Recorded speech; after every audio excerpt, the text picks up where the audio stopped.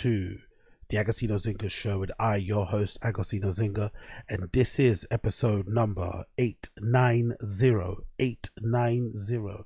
That is 890 of the Agostinho Zinga show, coming at you live and direct from an undisclosed location somewhere in the depths of East London. How you doing? How you feeling? How you doing? How you feeling?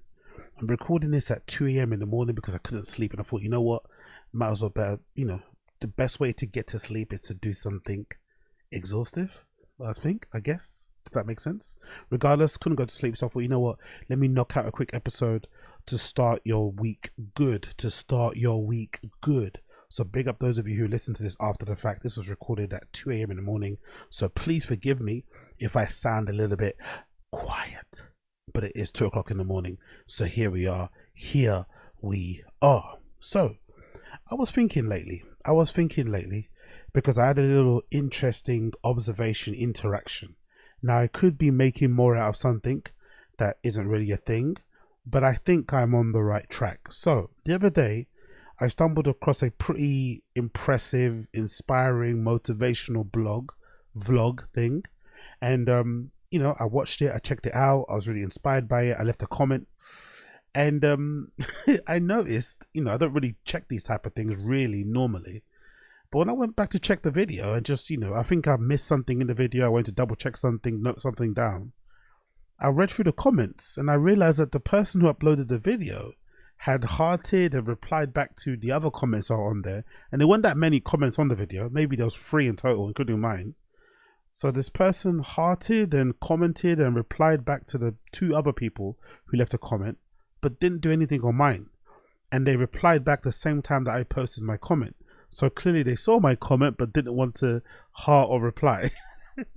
So I sat there thinking to myself, hold on, do I know this person? Or have they maybe seen something that I've said or heard something I've said and just not liked the cut of my jib, which is probably likely because I do talk a lot of crap. I do talk, too much on the internet. I'm a professional yapper, for lack of a better term. And, I don't filter my opinions for the most part. So I'd imagine it was probably something I said. But I was wondering to myself, isn't that like an interesting phenomenon? Like, imagine there's people out there in the world that you don't know. You have no idea who they are, but then you stumble across their content or you stumble across their profile, you show some love, but they are horrified when they get a notification and see it's you. On your side, you're just like, oh, I just like what I see. I'm leaving the comments for the algorithm, help somebody out. Content creator is a content creator, solidarity, black person's a black person. But then you quickly realize that maybe that person didn't receive your compliment in the way that you wanted it to be received. Maybe your compliment reminded them of how much they dislike you and your opinions, or they just don't like the cut of your jib, which is perfectly okay. But it also made me think, in general, about people who go out of their way to check who follows them and doesn't follow them. I don't know why that connected with me, because for the longest time, and I'm still have this stance to this day, I don't really agree with or see any utility in blocking people. Personally, I think it's a little bit of a weak move, but I think it's mostly comes from my weird aversion to to make changes to my life to ensure that I don't dabble in things I shouldn't dabble in. Like, for instance, I'm a believer that you should be able to, if you decide to be sober, to go to a bar and have a good time. I don't believe in the idea of like, oh, you just can't, if you're sober, you just can never go to a club, you can never go to a bar. Now, I know it doesn't make any sense really, because if you're an alcoholic, you should definitely stay away from those places. But I believe you should have a level of self-control. So if you follow somebody that you don't like anymore, just don't check their profile. It's not that difficult. You don't need to go out of your way to block them. It just seems a bit weird, right? Just don't check their profile.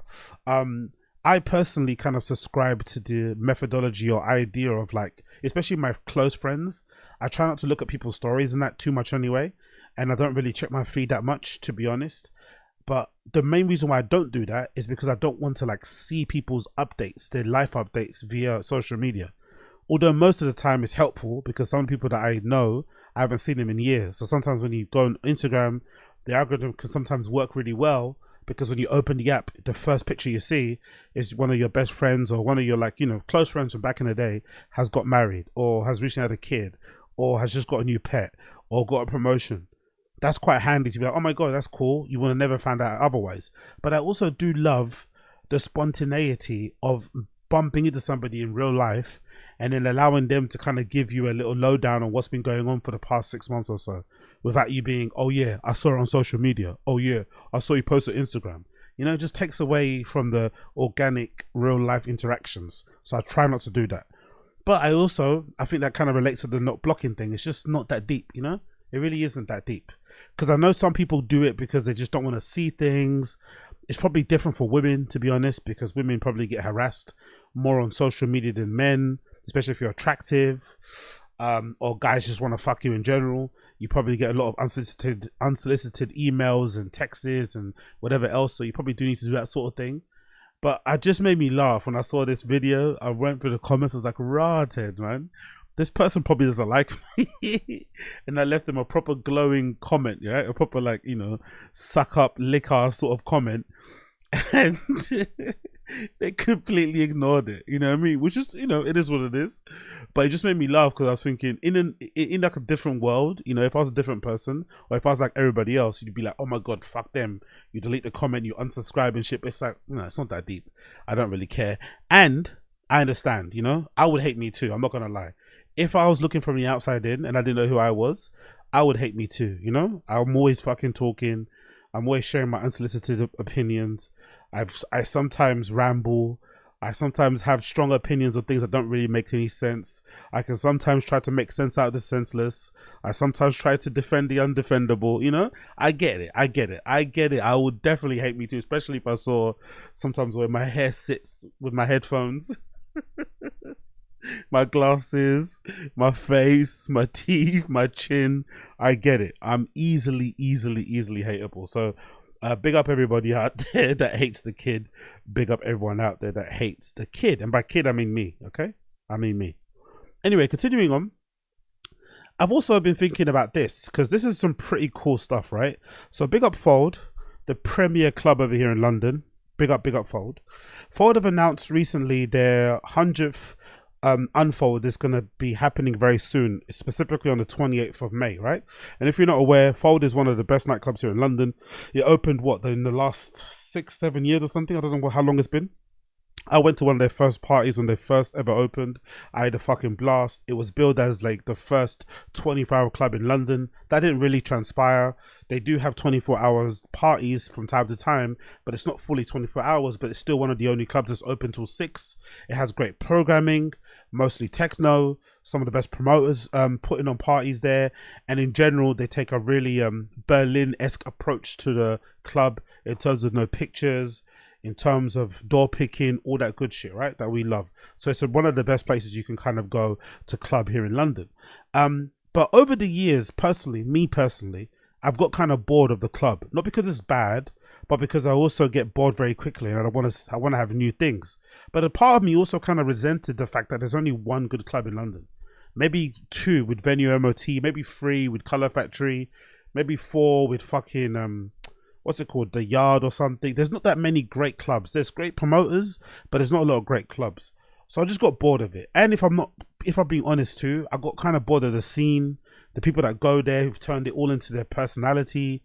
You know, the people that turn techno into their personality, clubbing into their personality. I fucking abhor. I abhor all that sort of stuff. But I guess what I was really kind of lacking, or what was really kind of making me not want to go anymore, was there wasn't really that much of the exciting, you know, lineups. It felt like all kind of the same type of techno, the same type of DJs playing. And one of the things that used to kind of irk me a little bit deep down inside was the fact that there weren't a lot of black DJs playing, or a lot of, like, let's say non-white DJs playing, which shouldn't really matter, really. It shouldn't really be a thing because I'm not really a race card type of person. I don't really believe in affirmative action, to be completely honest. I'm more of a, you know, get things on merit, not by, you know, whatever all that stuff is. But, you know, when you go to a club and you see the dance floor is incredibly diverse and there's like a smorgasbord, United Colors of Benetton type of thing on the dance floor, but you're not seeing that reflected on a DJ booth, it can be a little bit unsettling. Maybe it's part of my own kind of entitlement or whatever because I feel like I should be playing there. I don't know what it is, but in general, in clubs in general in London, I just felt like there's a lack of that, right? You see everyone else playing, but you don't really see a lot of people that look like me. And it's weird because on the dance floor, I feel like nowadays there's way more non-white people on the dance floor than ever before. When I used to go to clubs back in the day, especially in London, I was definitely one of only a few people that would be going to these techno nights. Now I feel like I'm one of many black people and others and brown people and shit. So it was really good to see that Fold announced here that on the 13th of April, one of their up and coming unfolds, which is on Sundays, it's Unfold is their like in-house event that they put on from 12 to 12 on a Sunday, which is kind of like one of the sickest parties they put on. I've never actually been to one, but everyone always says it's fucking amazing. So I really want to go check it out for the first time on the 13th of April. Well, Fold have announced that they're going to be collaborating with the Black Artist Database for that programming. So this is going to be the first time ever, I think, in their history probably, and probably in a lot of clubs history, where they're going to have a full program, a full lineup of black DJs playing, which is fucking sick personally, right? I can't wait to see it. But as happy as I am to see it, I was thinking to myself, like, is that even necessary? Because I guess I'm doubting it, because I had this idea myself, which I've discussed with a bunch of people, and I think I've discussed it here on stream a couple of times, that I wanted to do my own party where I kind of had that kind of idea in terms of like, hey, let's put on a party and have the lineup just be made up of, for lack of a better term, POCs, right? People of color. And the idea behind it was just to kind of, you know, just freshen shit up a bit. But then I thought to myself, meh, I'd rather do it genre-wise. So most likely the next party I put on will probably be more house vibes as opposed to do it based on race and shit. It's a bit dumb. And I also thought to myself whilst I was thinking about this and mulling this over, I wonder if we're now at this place where we're at now in London, where I feel like we have some of the best promoters, best club nights in a long time. Like we have such a good selection of club nights, despite the clubbing scene not being that great, despite their, you know, record numbers of clubs closing, I feel like we have some of the best promoters we've ever had in a long time now. And the reason why I say that is because a lot of the promoters that, you know, do parties here are now being invited to festivals and other clubs overseas. Fold is doing nights in that fucking, legendary Georgian club in Tbilisi called Basayani. They're doing a lot of stuff over there. So clearly, and there's loads of other nights in London doing club nights in Berlin and shit, and Amsterdam, which is a good validation for what we're doing over here.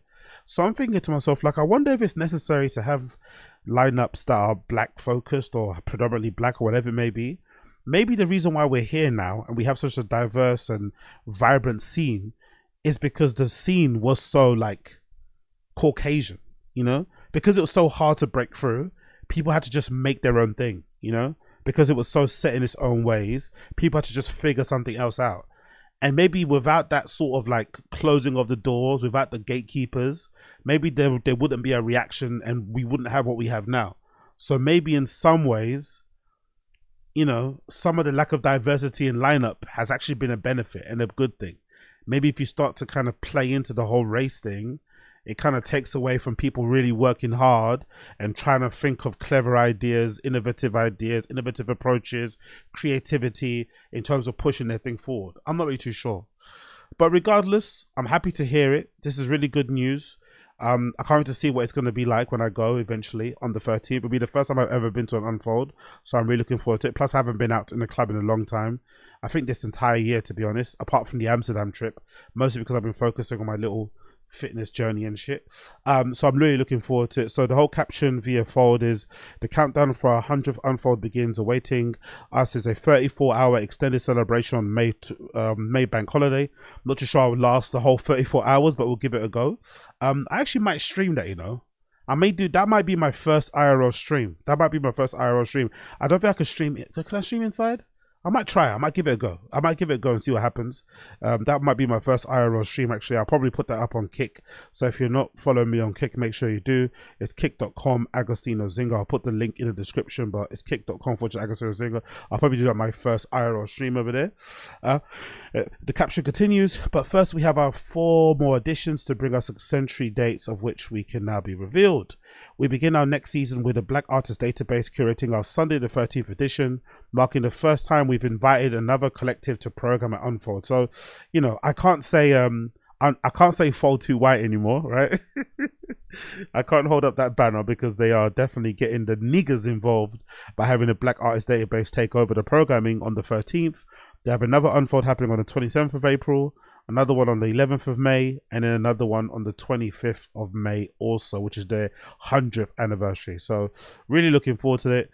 As always, it's always a unannounced lineup, secret lineup and shit. Not too sure if the secret lineup thing is in due partly because they want to kind of book these DJs under the table. I'm not sure if that's a thing. I remember back in the day when I used to do parties, sometimes DJs, probably popular ones, had like a non-compete clause or something. So if they played in one place, they couldn't play another place that same weekend.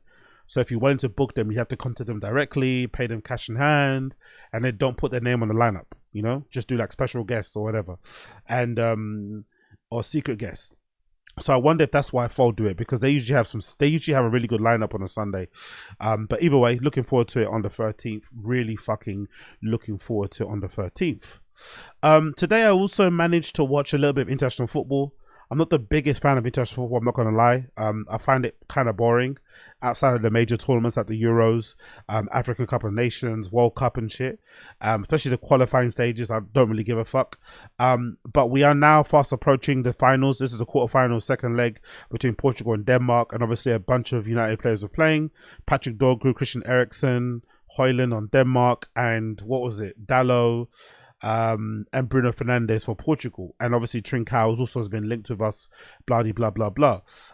Really good game of football, end-to-end stuff. In the end, Portugal ended up winning 5-2. Ronaldo missed a penalty but still ended up scoring a goal. I thought he scored 2, but the other one I think was judged as an own goal from Joachim Anderson, who played actually really, really well. And one thing that really stood out to me in this game that I want to point out is how well Bruno Fernandes played. Oh my God. I don't think I've ever seen Bruno Fernandes play with such discipline ever in my entire life. That was one of the best performances I've ever seen from Bruno Fernandes. One of the best I've ever seen from him. So fucking good. Disciplined, positionally as well. He was offering an outlet on the right-hand side of midfield, sort of where he was playing. Kept the ball really well, kept it simple. No big cross-field balls, no hitting hopes, no flicks around the corner. Very, like, impactful in the regard of how he played. I think even his shot, I think, eventually led to the Cristiano Ronaldo goal, if I'm not mistaken. Really good performance from him. Another player that stood out to me was Trincao. Obviously, he came off the bench and essentially won the game for Portugal. And another player that also stood out was Vitinha in central midfield for fucking Portugal. He's another one of those players who kind of spits in the face of this idea that midfielders, especially defensive midfielders, need to be 6'6" and shit. He's pretty small. He might be like 5'10", might be like 5'5", 5'6". But Jesus, man, he ran that entire midfield. He was marshalling the entire midfield. Did a really good job, marshalling the entire midfield. I thought Dorgu actually played really well for Denmark, actually. He was their only outlet, to be honest, on the left-hand side. He had a really good battle with Conceição, I think, in for most of the game before he went off. And he's got an incredible engine. Dorgu's engine is really, really high, so it's really cool to see him playing as well. And all in all, decent game. Probably start watching more international football now. It's heading to the semi-finals of the Nations League, but it's a bit brutal international football because sometimes you watch your club players play and you kind of don't want them to get injured, but they usually get injured in the most maddest ways ever. So a lot of players are dropping like flies, and a lot of team seasons are going to be flipped upside down when the players do end up coming back. But so far, so good. So far, so good. Moving on. I quickly want to mention this, right? I quickly wanted to mention this. There we go. So, there's a lot of naysayers out there, right, who are really questioning Gucci's decision or Kering's decision to move Demna from Balenciaga to Gucci, right? A lot of naysayers out there. This is just a casual observation from me. I'm really rooting for him to succeed. On paper, it looks like it won't be a good fit. On paper, or like judging by his previous collections at Balenciaga, which haven't been that great, it doesn't fill you with a lot of enthusiasm. And if you read between the lines or you believe the rumors online, especially on Twitter from certain people who are saying that Demna allegedly is indulging himself in the nightlife scene in Paris. I think he was living in Zurich for a bit but I guess he might have moved to Paris now, because I remember when he first signed with Balenciaga, and he ended up leaving Vetements to focus on Balenciaga. The idea of going to Zurich was to focus more on the work and not be, kind of, enticed by the scene in Paris and shit. So he purposely went to Zurich to kind of work out there. But I guess he probably got tired of it, bored of it, or maybe wanted to move closer to the studio. So then he moved now, allegedly, I think, to Paris to enjoy himself over there. And according to people on the ground floor, he is maybe indulging himself a little bit too much and having a little bit too much out there in the nightlife circuit, which might explain why we get such lackluster collections. Maybe it explains it. It also could be the case that we're just getting tired of that silhouette, that aesthetic. Most people are. I'm not personally. Maybe because I have that European in me when it comes to living over here, and maybe that kind of European, Central European chic, that Eastern Bloc chic, that whatever kind of resonates more with me than anything else. And maybe because as well the silhouette, the shapes kind of suit my frame.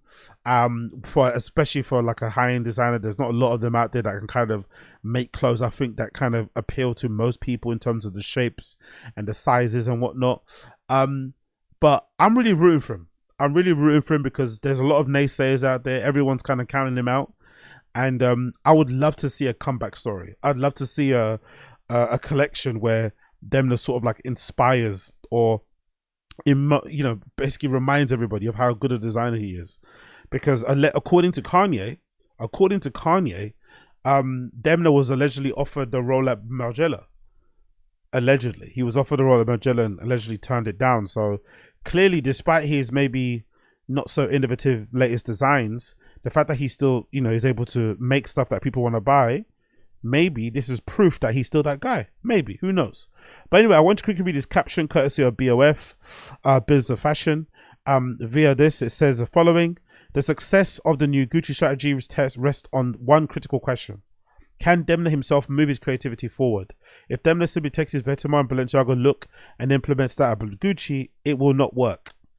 But I don't know if I'm going to be that. Imran Ahmed, obviously the founder, editor-in-chief of Business of Fashion, I don't know if you could say that outright and, with any kind of level of certainty. Because if he's able to go there and sort of like revive that aesthetic that he made popular, because, the Vetements, the Demna era Vetements, no one's been able to replicate that, right? The Vetements that we have now that his brother runs, Gorum, is a shadow of what the former brand was. So that aesthetic, I think, is still it's not that similar from what he did at Balenciaga anyway. It was very different. There was a clear separation, I felt, from what he did at Vetements and what he did at Balenciaga. I don't feel like there's any overlap whatsoever. So I think if he can somehow, take back or revive, sprinkle in some of that early success that he had at Balenciaga, especially the first couple of collections, and do that over at Gucci, I think he'll be on a good run. And I think it's possible. I really do think it's possible because he does have this tendency or this knack to know how to create things that people want. There's a lot of desirability in the things that he does. Don't get me wrong, the only downside of that is that I can't remember a lot of hit products that have come from the recent collections. Maybe the closest thing I can think of a hit product might be those Ugg boot type things. They're like fire high Ugg boot things that he's made. I see a lot of fashion kids wearing those, but there hasn't been a lot of like popping products that he's been able to push out there. So I'm curious to see how that ends up getting implemented. According to Business of Fashion, Kering's shares have dropped by more than 12% after Gucci's Demna appointment. So clearly the people, the stockbrokers, stock market people, shareholders, whatever they may be, they don't feel as optimistic or as confident as I am that Demna can turn things around and remind people just how good of a designer he is. They're looking at maybe his previous work, maybe trends, and thinking that it's only one way down, only one way it's going to go down.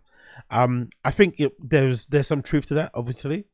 But I think the fact that Demna is still, or the fact that Balenciaga is still selling pretty well, despite Demna maybe being his most uninspired he's ever been, kind of goes to show that he still has the ability to kind of, have his finger on the pulse, still have the ability to kind of follow through and produce. So if he can do that at Gucci, I think he'll be good. I really do think he'll be good. According to BOF, can Demna reassert Gucci's fashion authority? This is a response courtesy of BOF's Instagram poll. 10 people say yes, probably including me. Not sure, 27%, and a whopping 64% of people think he can't do it. Now, to be fair to BOF, or to be fair to give, you know, them a bit of credit here, I think, right, this particular poll or this platform is similar to like fashion, what's it called? Style, no, I forgot the fucking site it's called, but a lot of people that kind of read this sort of stuff are usually fashion enthusiasts, are usually people that work in the industry, and usually those type of people are a lot more cynical and less optimistic than shoppers, stands, brand fucking fiends, and whatever else it may be, who are the ones that kind of, you know, contribute to the crazy sales numbers that you know, brands in Kering and Balenciaga have. So I'm of the belief that a lot of people out there who are fans of Demna, who are fans of Balenciaga, are probably a lot more optimistic than the fashion community at large, you know? I think so. Especially some of the Gucci fans, because of what they've been going through, right? Ever since Alessandro McKelly left and Salvatore De Sarno kind of got the reins, people are probably missing out or fiending for Gucci that they can kind of rally behind and love. And I think Demna's going to give people that feeling. He's definitely going to make you feel something. Salvatore De Sarno probably made no one feel anything, but I think Demna will definitely make people feel something. So let's read the what you call it, the caption courtesy of Imran Ahmed and BOF says, my initial reaction when I learned that Demna would be appointed artistic director of Gucci was one of surprise. Although Demna's name has begun to circulate as a potential candidate during Paris Fashion Week, I didn't believe Karen would choose him to take on the challenge of restoring Gucci's fashion credibility and sales momentum in a deeply troubled luxury market. After gorging on fashion products during the pandemic, demand for luxury fashion is waning. The only way to get customers to pay attention to fashion like brands like Gucci is to offer something new and exciting, something that connects with the current moment and pushes fashion forward. Is Dem? Yeah, exactly. And if that's the case, then Demna's the right person. In terms of creating products for the moment, Demna's obviously the right person, in my opinion. Is Demna the right person for the job? Judging by the reaction from the financial markets and the fashion fans on social media, the answer is no. Kering shares plunged by 12% on Friday morning after the digesting the announcement. Of the more than 9,000 people who replied to BF's Instagram poll on Thursday, only 10% of people believe that Demna is the right pick. If Demna simply takes his Vetements Balenciaga look to implement it on Gucci, it will not work. Indeed, we already know what it looks like after the hacker project that brought Demna's Balenciaga and Sonia McKelly's Gucci together in a vibrant mashup of unique looks at the height of their creative powers at those brands back in 2021. What I can say without doubt is this: Demna is one of the most provocative and thoughtful people working in fashion, and someone who is deeply committed to his work. If there's anyone in fashion who's up to the challenge, it's Demna. More recently, he's been focusing on his own personal wellness and happiness, and I think it's now emotionally ready for a new biggest job. Okay, cool. So that's a good, interesting insight there about the wellness. So that might actually connect with this rumor that he's been out there partying a bit. So maybe this is the case. Maybe he has kind of softened up, because I did see a video of him receiving an award at some press conference thing, and I'm not gonna lie, he looked a little bit worse for wear. Either it was filler or he had that booze face where his face looked kind of inflamed. So if he is focusing on his health and his wellness and shit, I'm happy for that. And hopefully we'll see that reflected in the collections and he'll return back to form, because I love a good underdog, you know, I love a good comeback story. And I think Demna was the right person to kind of root for in this regard. So really, I'm hoping that he's able to do it, and I'm hoping he can. Talking about wellness. Do you guys remember Sporty and Rich? Do you guys remember Sporty and Blood Clark Rich? Well, they are back. And now Sporty and Rich are launching sex toys. They're going into the sex industry, which is, you know, bizarre to say the least. I've always thought the brand was incredibly overrated. Surprised this lasted this long. Essentially selling you vibes. Most of it is just like merch clothing, but the editorials are really nicely shot and nicely styled, which kind of is a good sort of like, you know, lesson for people out there with brands to kind of maybe put a lot of work and focus into that, because I don't think they would have got this far if it wasn't for that at all, because the clothes are kind of basic in terms of sweats, hoodies and shit, nothing else apart from that for the most part. I did like the Sambas that they did though. I really like the Sambas and the Adidas collection in general. I thought that was really cute and well done. But for the most part, the stuff that they make Sporty and Rich is fucking terrible. I've always also hated the name similar to Hypebeast, the magazine and shit. I hate that name. You know, I've always thought being called a Hypebeast is a derogatory term. It's not something that you should be proud of. So I've always thought that was a weird name for a magazine, but big up Kevin Ma regardless. And I think Sporty and Rich is also a very naff, corny, cringe name. But hey, here we are. So big up Emily Oberg. This is courtesy of Wall Street Journal. This brand wants to make you sporty, rich, and now sexy. This is an op-ed in terms of the sex thing. So they're going into sex toys. Again, for me, whatever, but hey, I guess it's gonna work. Sporty and Rich is a brand that's always been very sexy, says Emily Oberg. The 31-year-old Los Angeles entrepreneur was talking about her fashion brand, which hit 30. Oh my god. Yeah, I definitely don't know what I'm talking about, bro. I think Sporty and Rich is terrible and pretty average, but they've somehow hit 34 million in revenue last year. God, who's buying that shit? It's so garbage. Like, who's buying it? Honestly, absolutely fascinating. But then the same thing with Aloe, right? I see people are obsessed with those Aloe sets, and they're just sweatsuits in like basic colors with Aloe written on the chest. I don't know if the cotton's really nice. I don't know if they fit really good, but they must be expensive because Aloe, they don't sell nothing for cheap. You know what I mean? That brand, they sell, you know, that's a premium sportswear brand. And they somehow, I've seen those sweats everywhere. So they're probably making tons of money. So I shouldn't be super surprised. It continues. But also the world she's been building on Instagram for the last 10 years. In Oberg land, health is wealth. And it's a peppy sweatshirts, the phone cases shout. Sporty and rich women go riding, play tennis in short shorts, throw camel coats over their skimpy Pilate outfits, and idolize Princess Diana in her bike short era. Visual references including vintage lad magazines Playboy and Lou, as well as modern day girls by the pool half naked in the hoodie, Oberg said. The carnal mix of imagery has helped market the brand's athleisure, ready to wear accessories and beauty products, and sell out sneaker and apparel collaborations with Adidas. Today things are getting even sexier with Sporty and Rich now its new official called Sensual Sport. Fuck off, man. That's a horrible name again. What a terrible name. Sensual Sport. Okay. The first 3 products, a lubricant, a vibrator, and a wet mouth spray. Wet mouth spray. Are all under $100. Condoms will also be included free with purchases. What next? Are they going to set up a fucking Sensual Sport Studios and start shooting porn? Like, god damn, bro. Okay, I guess. I always just wanted to do things that I have personal interest in. So she likes sex. Cool. Congrats. When she's into cable knit sweaters and saucy slogan sweatpants, she makes them. When she's into lymphatic drainage massages and smoothies, she offers them at the wellness space at her New York boutique. When she's intrigued by sex toys, she develops her own. So she wanted to make what, like stylistic, chic sex toys? Is there a gap in the market for sex toys that are what, more discreet or something? I swear they already exist. I swear that's the whole market. No one proudly buys sex toys.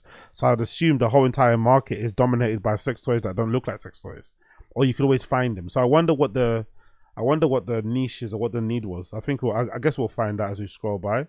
That's her wearing again, it's like they don't make any of this stuff. So this is a good outfit, but they don't make any of this stuff. So she's wearing a Chanel tweed jacket with some, with some athletic shorts, I guess, some cycling shorts. But why not make something like this? I never understood that. Like, why not make something like this? Like, all of their editorials feature stuff they don't actually make. There's so much stylists own, models own in their actual editorials. And when you break down what the actual model's wearing that they actually make, it's just a t-shirt and the sweats. It's not the jeans. It's not the jackets. It's not even the hats. It's like, come on, bro. Like 34 million on just sweats and t-shirts. This is some Hellstar shit. Sexual wellness is a booming business. Fortune Business Insights valued the market at 25 billion in 2024. Big brands making vibrators, lubes, and include Dame, founded by a sexologist and MIT-trained designer, Swedish juggernaut Lello.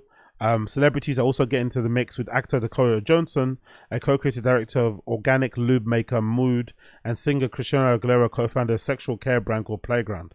So I guess that makes sense, innit? Because if you think about it, sex toys must cost peanuts to make, right? Must cost peanuts to make. So the markup on a sex toy must be crazy. It must be crazy. When you think about how much it costs to manufacture one, like a vibrator, for instance, it must be like less than £1. Then you can sell that shit for, I don't know how much vibrators go for, 20 quid, 50, whatever. Crazy. So you could literally be printing money. When Oberg started poking around the sector's offering, she found them uninspiring.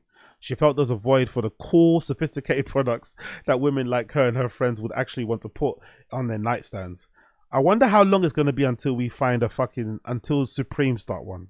Do you reckon Supreme will come out with a sex toy? Supreme will come out with some sort of lube or something. I can't wait. Hopefully that happens. That'd be fucking hilarious. Supreme brings out some sort of lube. The result, products that resemble smooth, rounded Apple items in sherbet colors. Sensual Sport's advertising images include elegantly cropped nudes, as well as playful still lifes with cantaloupes and melted ice creams and peaches. It's as if Irving Penn, Luca Gondioni, Sofia Coppello collaborated while taking ecstasy. But the challenge of marketing such images on Urbo's preferred platform, Instagram, where she's the photos of the flags, are real. So she's running a campaign of permissive subscription services, OnlyFans too. Wow, so she's gonna sell what? Interesting. She's gonna sell it on OnlyFans as well. Interesting. Okay. Oberg said she became more comfortable with her sexuality in her 30s and is inspired by the female body. When I was young, so what is she also coming out off the back of this?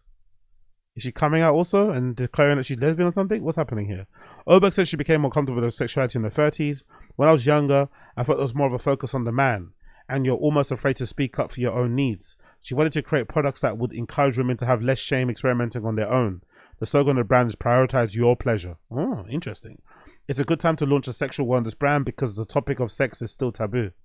How is it taboo if you felt comfortable with it now? That's a bit contradictory, you know?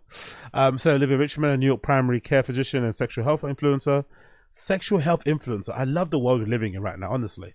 You can basically be an influencer in any field. There is no limit.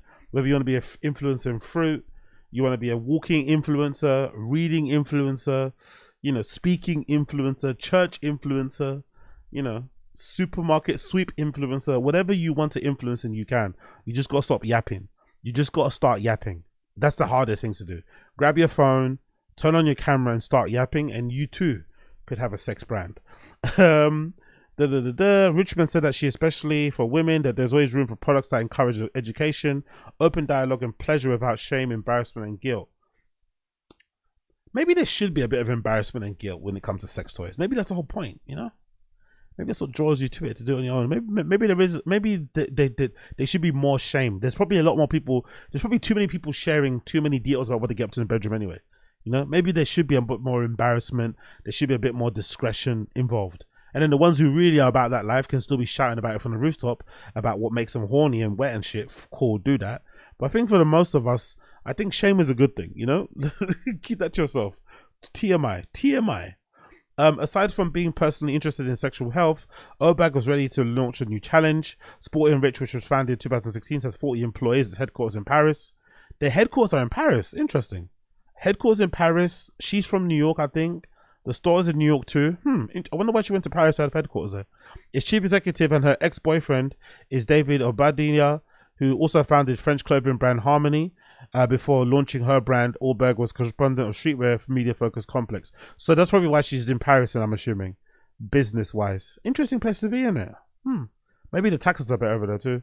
Oberg is the sole owner of Sporty Rich. While she recognizes that her personal platform and following has been helpful, she wants the brand to stand on its own. Ooh, sole owner. Do you think she's going to sell it? She's going to make money if she sells it. Sole owner since 2016, and it's making 34 million in revenue. Whee! Oh, big up Elmi. I think she's she's Canadian. Okay. I think I've known her from New York. I don't know why. Maybe I'm confusing it with her Complex era. I always thought she was from New York. Okay, fair enough. She's Canadian.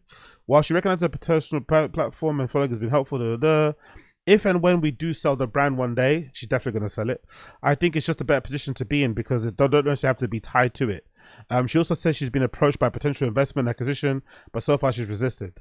We're still in the bootstrapping phase and we like it because we know what we're doing and we have control. That's something that would be hard to give up. Yeah, she'll eventually sell it and then probably have another brand. Someone like her already with that amount of clout, and she's already proved that she can do it. Someone will be more than willing to invest in another brand anyway. That's the benefit of doing something on your own and bootstrapping it. You can sell it and make bank, and then when you decide to launch the next thing, there'll be a queue of people wanting to invest in you because they want to get in now because they missed out the first time. So she'll be nice regardless. Let's continue on.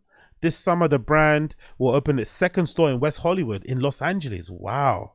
Congrats to them. It'll be the more expansive than New York City, which opened 2023. It will have a healthy cafe and Pilates studio. Urban practices what she preaches, regularly partaking in Pilates, colonics, lymphatic massages, and hyperbaric chambers, tennis, hiking, and IV infusion. Wow, she's like a female Joe Rogan, isn't it? I fucking love it. People really want to come and interact with the brand, experience it outside of Instagram and online. These days, Sporty Rich is too big for Oberg to be hands-on as she was in the early days, so she's enjoyed getting into the weeds with Sensual Sport. I just wanted to get back to feeling and founding from scratch again. Okay. So I guess maybe in the last few years, she's probably been taking a step back, letting people handle Sporty Rich, or it's just been on autopilot.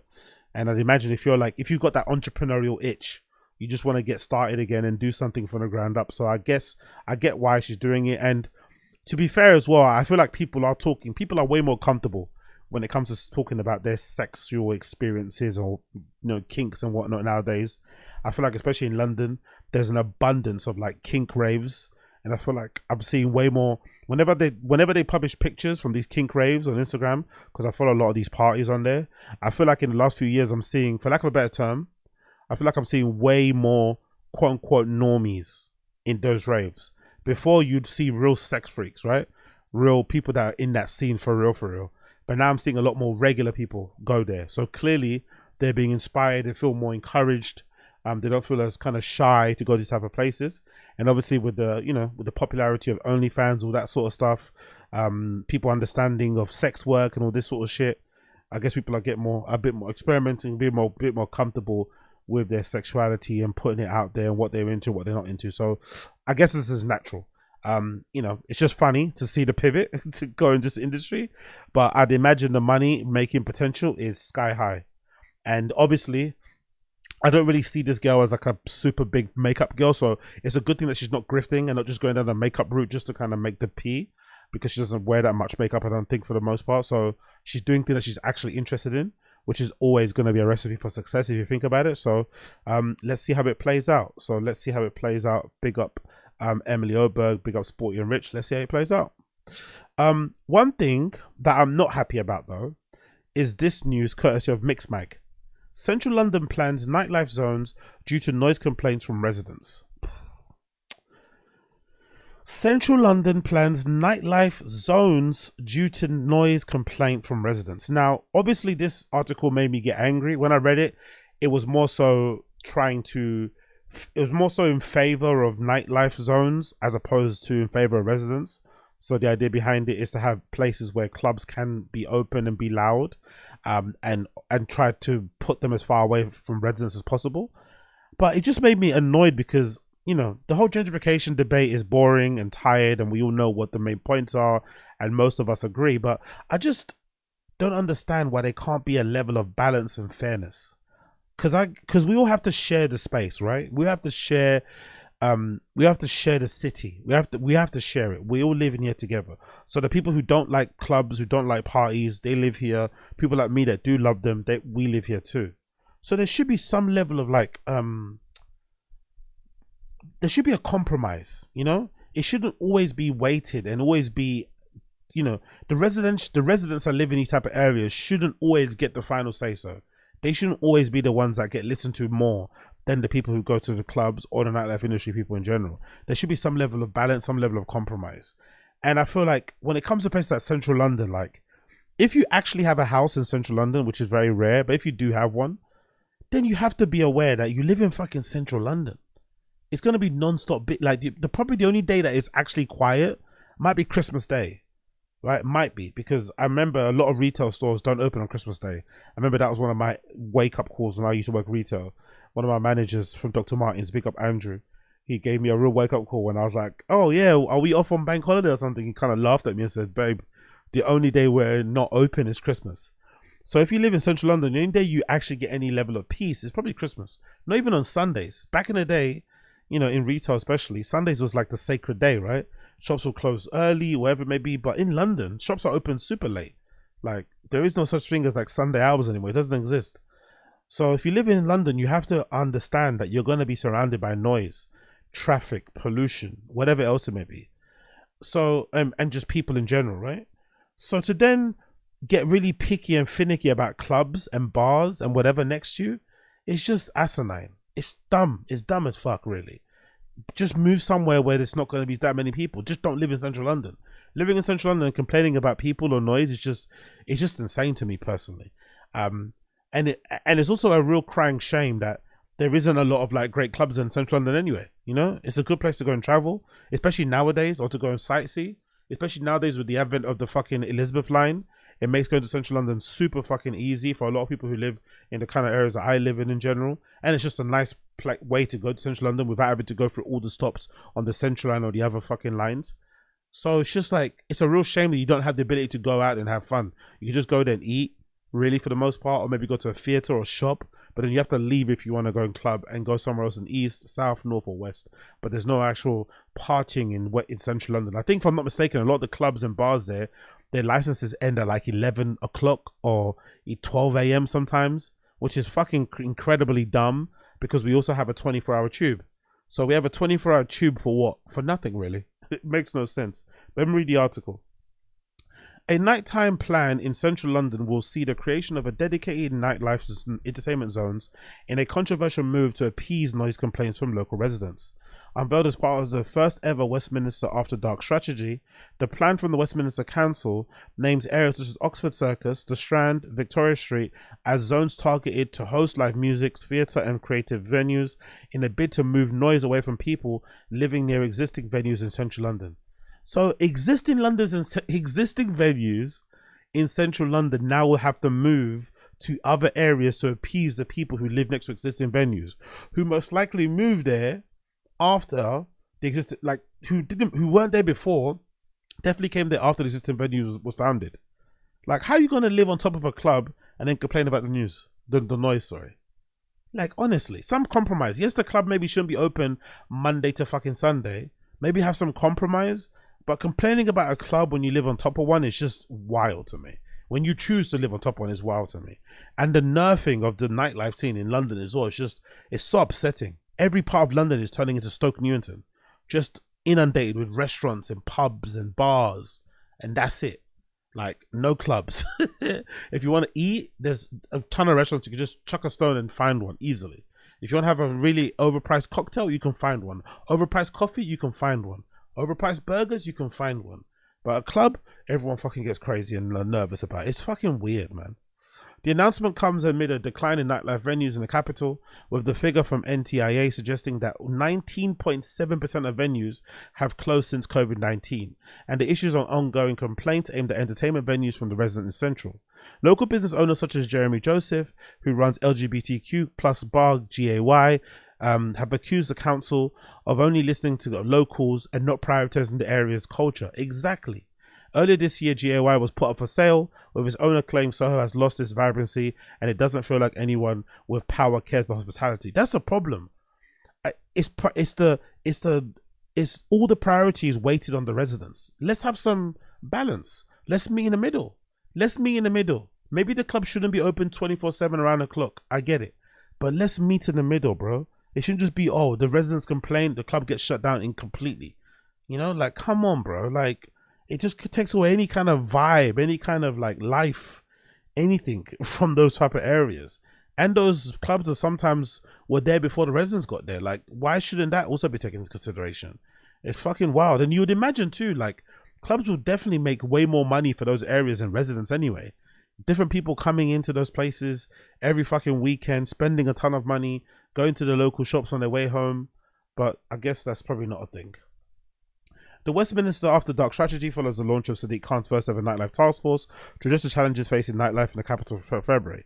I'm going to try and stop the decline, he said, and reverse it, said the Mayor of London. We shouldn't need to reverse it. It shouldn't have got this bad anyway, to be fair. The fact that they're trying is a good thing, but it shouldn't have got this bad. It shouldn't have got to a place where record numbers of clubs are closing. That was just like dumb in the first place. There should have been a halt on those type of things, especially some of the smaller places. It feels like all we have is fucking mega venues. We don't really have decent like 500 and less capacity places, which I think are the birthplaces of communities and scenes. Instead, we just have 1,000 places like drum sheds that are opening. They don't seem to stop opening. I think Printworks is going to reopen again next year. Drum sheds is there. Like, we are inundated with those type of places, but we don't have sub 500 at the Plenty, which kind of devoid any place of being a scene, which is probably why we have this, you know, increase in illegal quote unquote raves happening all over the place, because people just don't have any places to fucking rave in anymore. It's annoying. It continues. Other aspects of the strategy include a plan to encourage quiet nights and calm zones at venues with reduced noise levels and dim lighting to make the entertainment areas that sensory friendly and inclusive for neurodivergent people. Excuse me? If you're neurodivergent and you live in fucking central London, you have a mental illness. Like, you need help. You need fucking help if you are actually neurodivergent and you willingly go to live in central London. Like, please do yourself a favor and move somewhere else. Come on, man. More family-friendly nighttime activities are planned, with non-alcoholic-led activities such as late-night shopping and museum openings named in the strategy. There's also the aim to install a extra... oh, this sounds like fun. There's also an aim to install extra 100 CCTV cameras to improve street lighting amid measures to target antisocial behavior. Like, what? So the only way to improve lighting is to install a camera, because if you have a camera, you need the good lighting. Oh my god, bro. That's what we need, isn't it? We need more cameras in central London. Definitely we need more. Support for culturally significant LGBTQ spaces. Measures to protect women are by requiring licensed venues to assess and mitigate women's safety with zero tolerance approaches to harassment are also listed in the proposal, which would definitely be good, because I think central London places anyway, when there were clubs around there, I think women can definitely, you know, attest to the fact that central London clubs are a bit of a dicey place to go for a woman. You know, they were full of the worst type of guys, because those clubs had no entry policy. As long as you had money and you had the right clothing on, you could go in there, you know. Actually, I was surprised the other day. When was it? It was like maybe a few months ago. I was cycling randomly in like Shoreditch, and I felt like I wanted a drink, so I parked up on where was I? I was on like Curtin Road or something. I think I might have been on Curtin Road in Shoreditch. If you know the area, you know what I'm talking about. And I tried to pop into a few clubs and they wouldn't let me in, because I was obviously cycling. I was wearing my shorts. So yeah, you can't wear. And it was like a Thursday or something. It wasn't even like a popping night. I was like, I can't come in. It's like, no, it's not the right dress code. Like, you want me to wear like what, trousers to go into like a bar in Shoreditch? Like, when the fuck did Shoreditch turn into Soho? Like, what? It honestly surprised me so much. Don't get me wrong. Maybe it was like a race thing. You never know. It's just their excuse to make sure the niggas don't go in there. But a lot of the places were like, no, you can't come in because you don't have trousers on. You have shorts. It's like, huh? Anyway, whatever. Westminster After Dark aims to balance the needs of a thriving evening and nighttime offer with the well-being of the residents who call Westminster their homes. This new strategy is our response to the obvious challenges of managing these competing demands. Following extensive engagement, Westminster After Dark explores how we will remain welcoming, innovative, inclusive, and livable city that's something to offer for everyone. The consultation strategy runs until 22nd of June. So let's see. Hopefully it works out, but I find the idea of having quiet zones in central London absolutely insane. Really? Big up Jordan Ray. Is that true?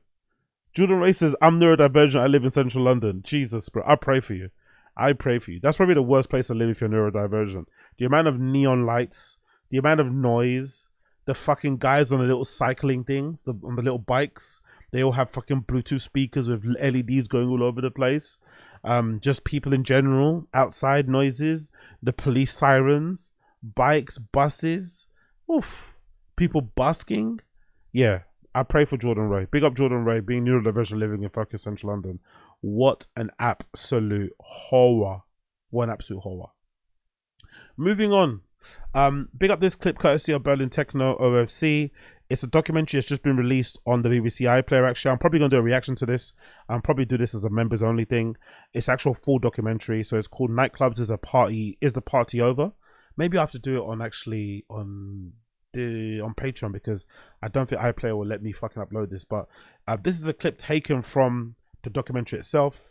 Let me play it and then I'll give you my reaction on the other side.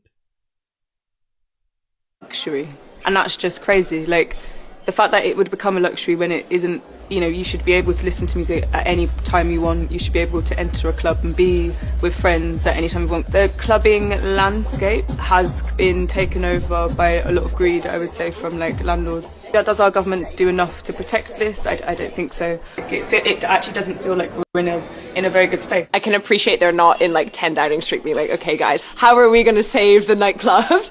But when you're investing in nightlife, you're really investing in youth culture. It would be really great if the future of clubbing could involve new spaces, especially safe spaces for people to party, because I think it's really important that young people have the space to go out and discover things about themselves and learn about who they are. Thriving nightclubs are often the heart of our community and also play a role in supporting economic growth across the UK, said the government spokesperson. That's why it's important for us to act on the challenges that they face. We've recently taken action on cracking down on late payments, and we will reform business rates to level the playing field for our high streets. We also do more to support our high streets, tackling antisocial behaviour and empty properties to support entrepreneurship.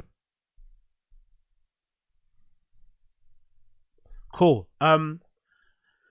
Interesting comments from both Cheryl and I don't know who the other person was, but interesting comments regardless. I think the problem in London mostly, I get the feeling in this country in general, I just feel like we're anti-fun. We're anti-good vibes. We're literally the country of bad vibes, especially London in general. And it's always surprised me because I feel like within London, especially with clubs, I don't think the angle of like supporting young people is going to work with the government. They don't give a fuck about young people. They barely give a fuck about old people. So I don't think the young angle is going to really sell them on any way to kind of reform or get things back where it was before, or at least try and, you know, stop the clubs fucking closing down.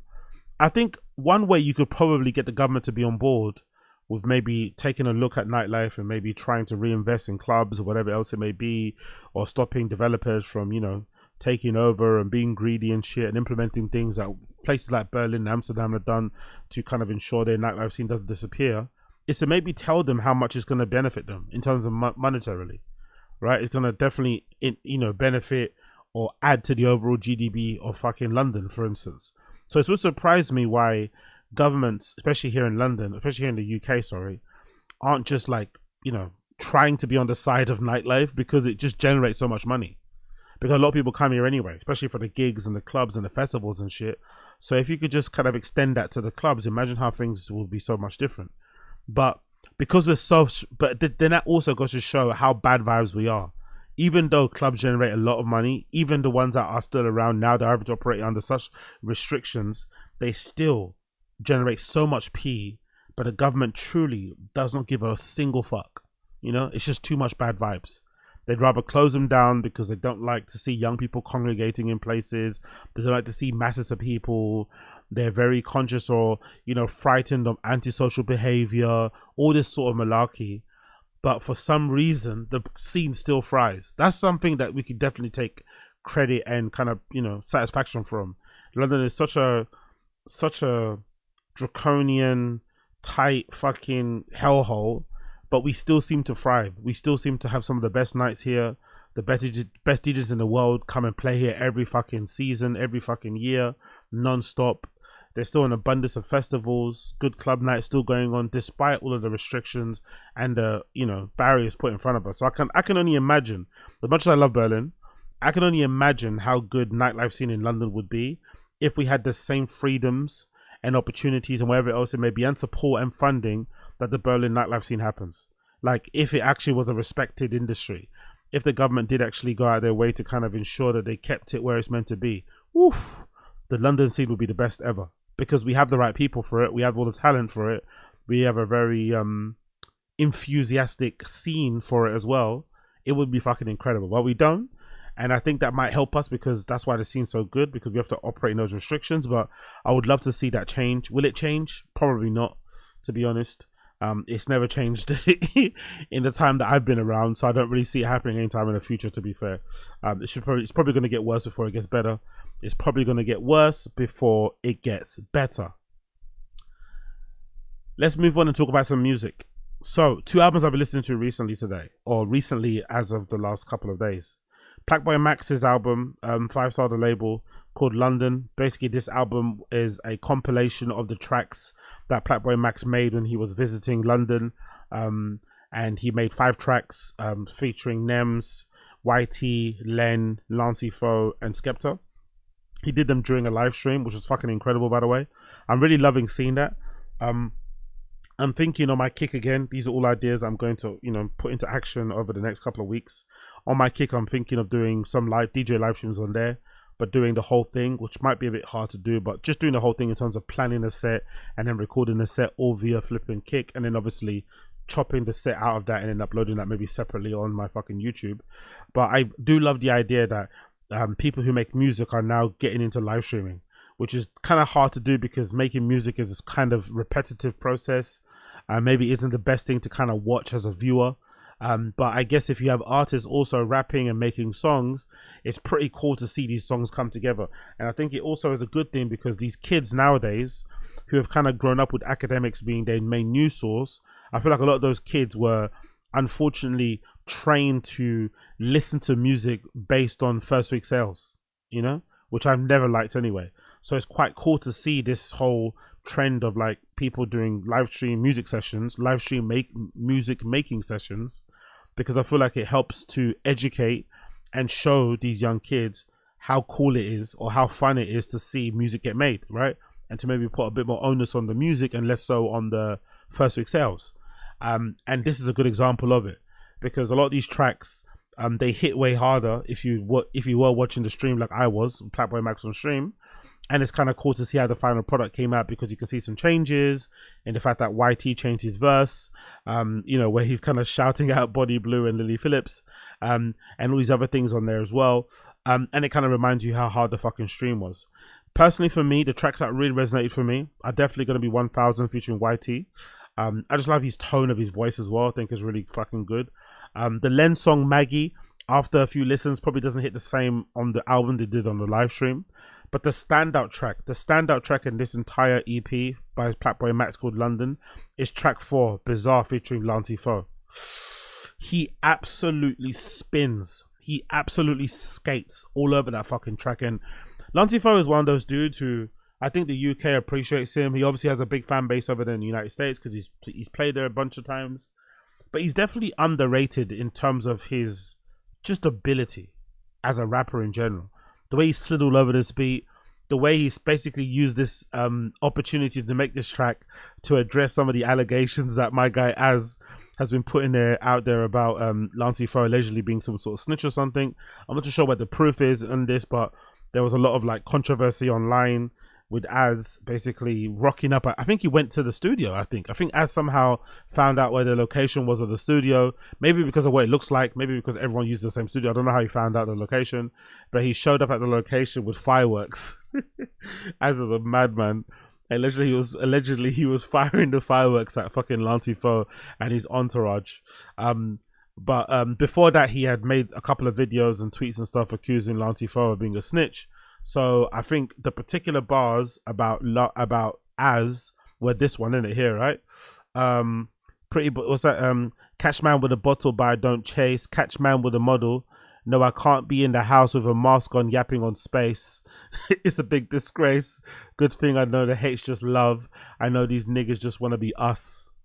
Oh yeah, I think this whole verse is him actually. This whole verse is aimed at fucking Az, if I'm not mistaken. Ace of Spades or Pinot Grigio, Ace of Spades, no tequila for moi. I jet out of France with the weed in my bra. Niggas want to talk to my name, cha.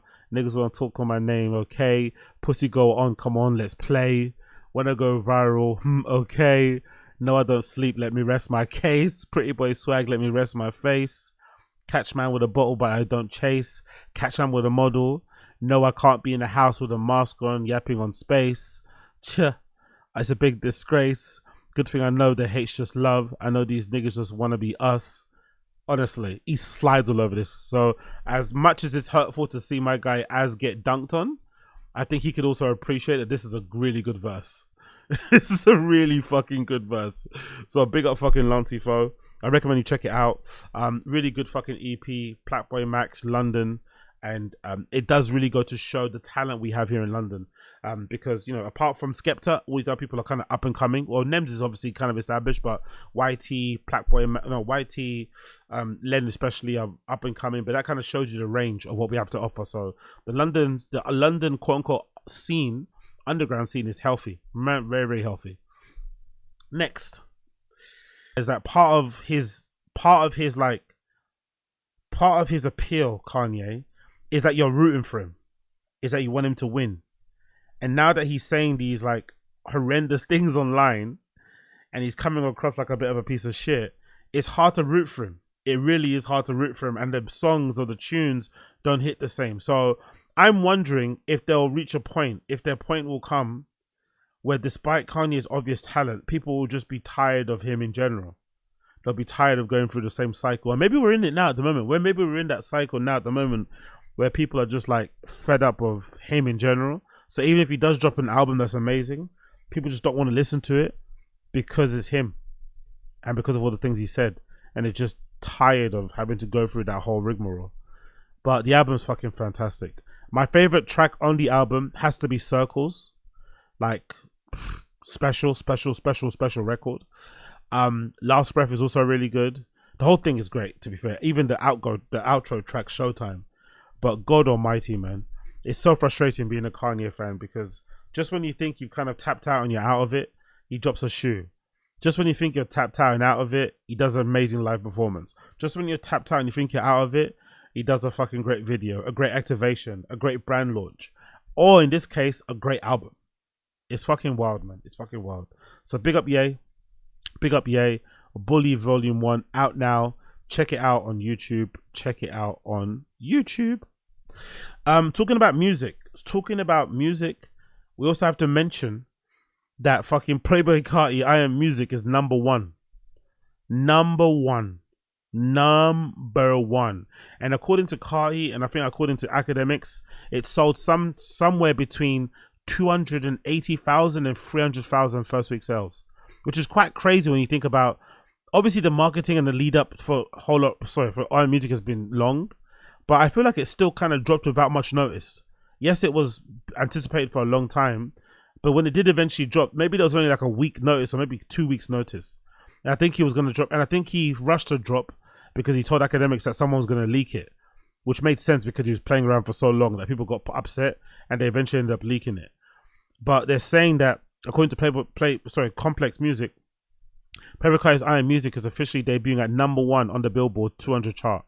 It marks his biggest debut in his career, the biggest debut in hip hop project in 2025, and his second number 1 album in a row. So it also goes to show that his popularity is rising. He's only getting more and more popular as time goes by, and he's now becoming more and more mainstream. I still think in order to kind of pop and be that real superstar that he wants to be, he'll probably need to collaborate with way more pop acts, you know? Maybe there's a lack of pop acts. Maybe there's a reason why he's doing that, but I think once he makes that crossover, he'll be fucking high. But yeah, so far so good. And also people have been pointing out that he's got all these album week sales, right? 302 first week album sales and predominantly no bundles. So he hasn't been gaming the system, which a lot of artists do nowadays, where you sell a lot of bundles that include merch and all that malarkey. He is selling merch, but there's no bundles in terms of cheating the system with first week sales. So this is just pure sales of the album, which is fucking fantastic. So big up Carti for that. Kind of shows what level he's fucking on. Here's an advertisement or retweet of him showing the vinyl. You got more of the vinyl here available, which looks fucking sick. Even the cover for the vinyl looks fucking amazing. 3-sided vinyl. What is that? 4 different vinyls in it. A, B, C, and D. Split up in parts. People doing competitions to fucking release it as well. And he's also retweeting a bunch of stuff on his social. This is probably the most active I've seen him on social media. I'm not gonna lie. He's retweeting a bunch of stuff and also showing people and also reminding ACT that he sold 320,000 first week sales for I Am Music, which is fucking crazy. But definitely goes to show what he's been able to do these last few years. So big up fucking Carti, big up Blood Clot Carti. He's also been having some beef with Ye.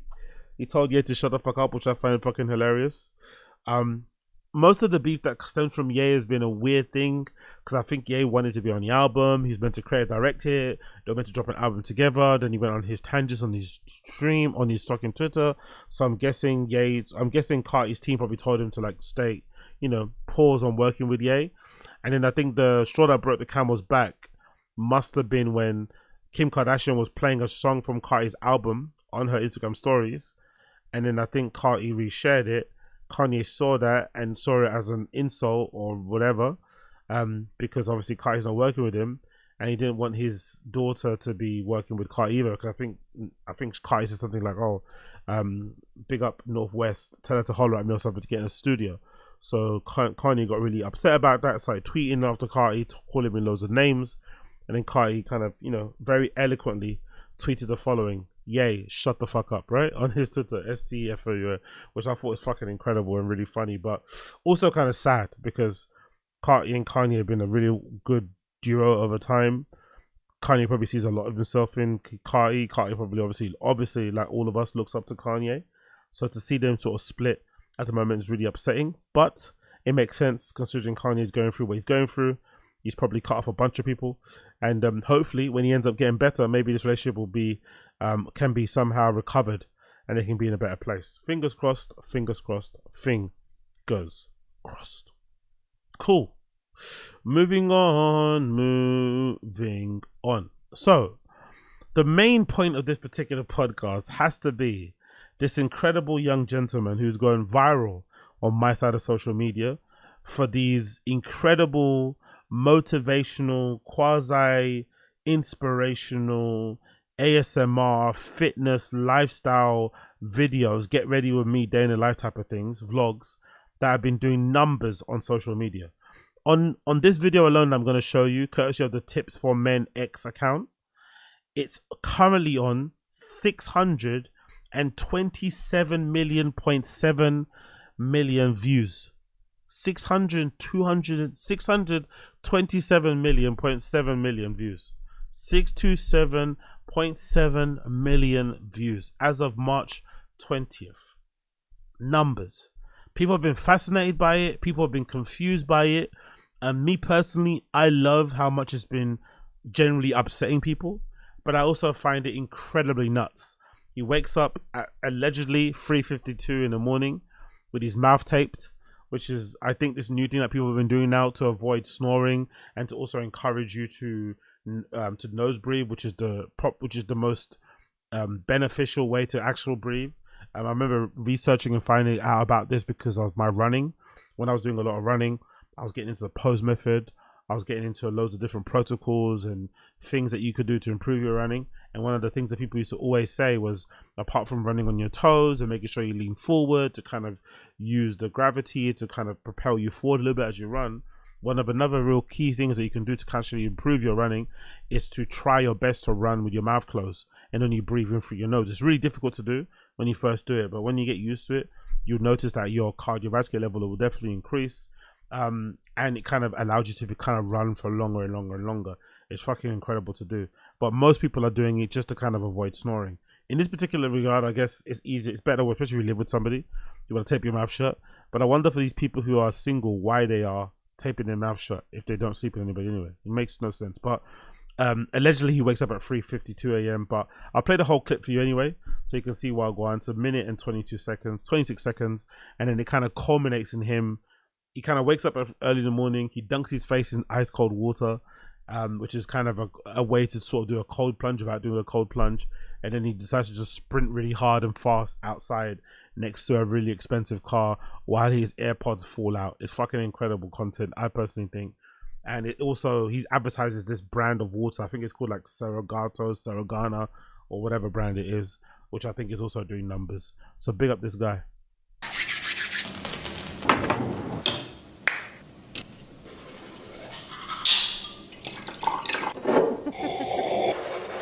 3:56 a.m. 4 a.m. in the morning. Stand to his balcony. Squats. Gets on his desk. Meditates again. Pulls out a journal. The first page. So we're gonna be serious about the Lord's business. Preaching. Closes his thing. Ice in the bottle. Water. Dunks his face. 6 o'clock in the morning now. After 3 hours, all that stuff. Puts on his running gear. Van Clean, very interesting choice. Side dive, of course, put stuff in it. Leaves his very swanky apartment building on his treadmill. Smashing that treadmill for pizza, by the way.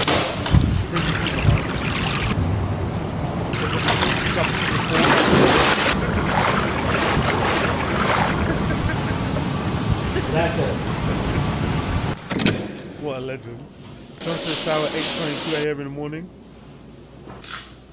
Eats a banana. Uses the banana peel as some sort of moisturizer. I don't know. So looking at it, bro, we got to go ahead and get in at least 10,000. And has his maid make some breakfast for him. Thank you. Honestly, it's so good. It's so fucking good. It is so freaking good, man. The mouth tape thing, I understand. I would get. Maybe it's just an hour of waking up. Like, most people probably don't need to wake up at that early in the morning. It's probably not, doesn't do anything for you.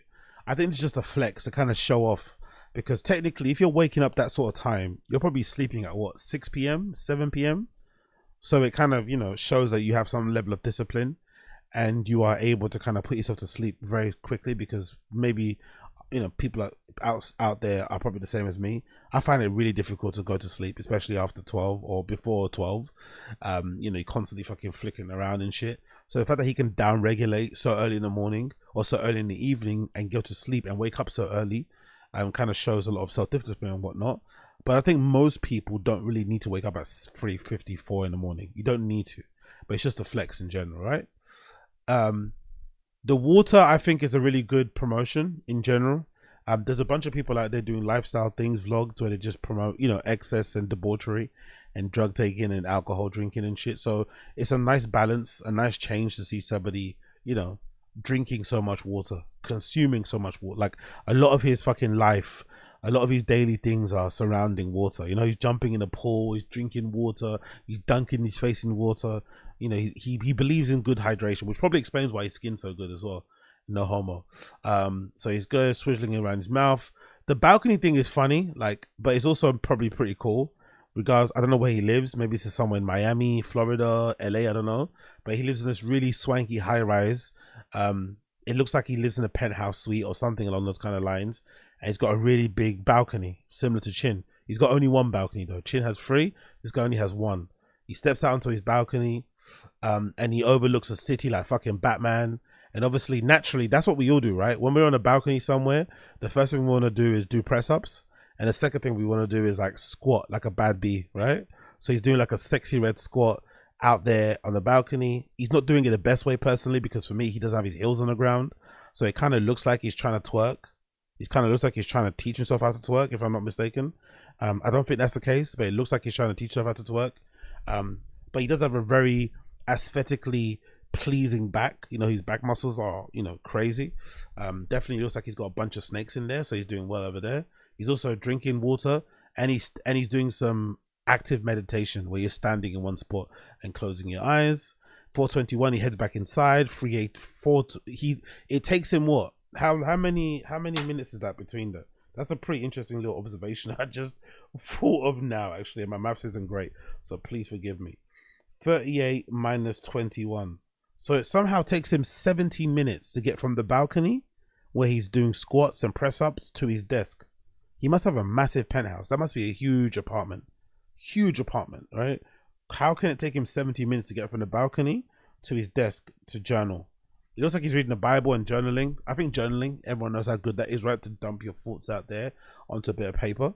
So 3:38, he meditates again. He loves a good meditation, by the way. He seems to be a very zen and calm type of dude. He loves a good meditation. 4:48, after a 2-minute meditation, he grabs his journal and he writes like somebody who doesn't write a lot. That's what I can say.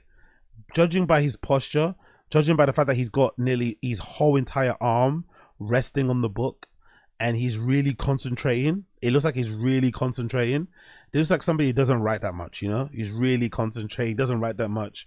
The journal doesn't look like it's full. Or maybe this is the second journal because it looks like he's writing it in the first page. It looks like he's actually writing his name. You know when you get a journal and you got that section where you can write your name and your address? That looks like it's what he's doing. It looks like he's filling out that section in the front. So in case anyone finds it, they know where to send it back, you know? Hustlers University at, you know, Motivation Way. That's what it looks like. So he's writing away in his journal, he's dumping his thoughts, then he pulls out his phone and he's listening to some preaching, right? This kind of reminds me of my mum. Whenever I go back home, it's the first thing you hear. You hear some music my brother's playing, or you hear my mum playing some preacher's sermon on fucking loudspeaker with no headphones. That's something that's very unique, I feel like, to black parents in general. I'm sure some of you guys have the same thing if you come from an immigrant household. I'll go back home and my brothers will be watching something on TV. They'll be playing something on their phone. My mum would also be sitting in the dining room or on the settee in the room where the fucking TV is, with her phone or her tablet out playing things on loud. So there's like 3 different noise sources. Like, and I'm not neurodivergent. I don't have sensory issues and shit. But when I go home, I do. When I go home, I'm very conscious. I'm very aware of the amount of noises and sounds that are fucking blaring from every individual in my family's fucking, you know, gadget and phone and shit. It's fucking crazy. So when I saw this, it was really triggering because everyone in my house has, or everyone from my family has a fucking phone stand like this, you know, that they fucking watch YouTube videos on. So he's on there watching, you know, preaching sermons and stuff. He's not on there watching debased, you know, nonsense like Fresh and Fit or nonsense crappy content like mine. He's on there watching a preacher. He's also drinking some water. He gets his journal, he puts it back on the center of the table. I don't understand what that's about. He then does the ice thing with the water.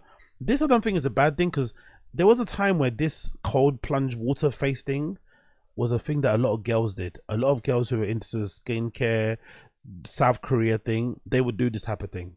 They would fucking, you know, what do you call it, encourage people to lessen the inflammation, especially in the morning, by dipping their face in a bowl of ice, you know, or wherever it may be, also or really, really cold water. So, and it's also a really good way to wake up. I tend to love to do that after I work out. I love a good hot shower, and then you fucking turn it to the coldest setting and you sit there for fucking 5 minutes. I think that's fucking great.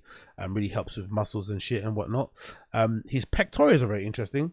One side seemed to be a little bit more lopsided than the other. I wonder if he has some sort of injury there. 546, he takes this cold plunge face thing. He takes it to the face, by the way, all the way in. He goes super deep. Like that shit, he hits that hard, bro. It doesn't even go straight to the nose. That goes right up to the hairline. He dunks his entire face in that blood clot. You get me?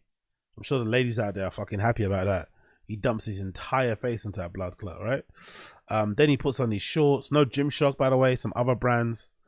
He's got a sleeveless shirt that says "Worthy." It's a bit sus, that, isn't it? It's a bit sus, that. It's like putting goat on your throat.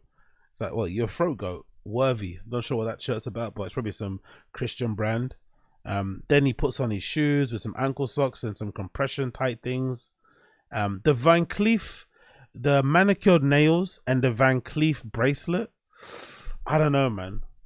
And a lot of people are saying, judging by how well kept he is, because I guess, you know, the whole metrosexual thing is not a thing anymore. But some people are suggesting that Van Cleef bracelet and the manicured nails is maybe a sign that he may be gay, which isn't an issue really, but it's just interesting that might be the fact. People kind of signaling that he may not be that much into women, if he's, because to be fair, I don't think I've ever seen a guy wear a Van Cleef bracelet anyway. Not even a rapper. He might be the first guy I've ever seen wear that bracelet, because that bracelet I think is primarily for, like, you know, IG baddies, and there's not a lot of IG baddie guys that exist. It's mostly girls. So I only see IG baddies wearing that sort of stuff. So the fact that he's got a single Van Cleef bracelet is fucking hilarious. And it's also funny that he wears it while he runs. I think that's also really funny. Then he gets his phone, his keys and stuff, jumps it in his Christian Dior side bag, which is a really nice side bag, by the way. I actually prefer that than the saddle one. I think it looks really cool.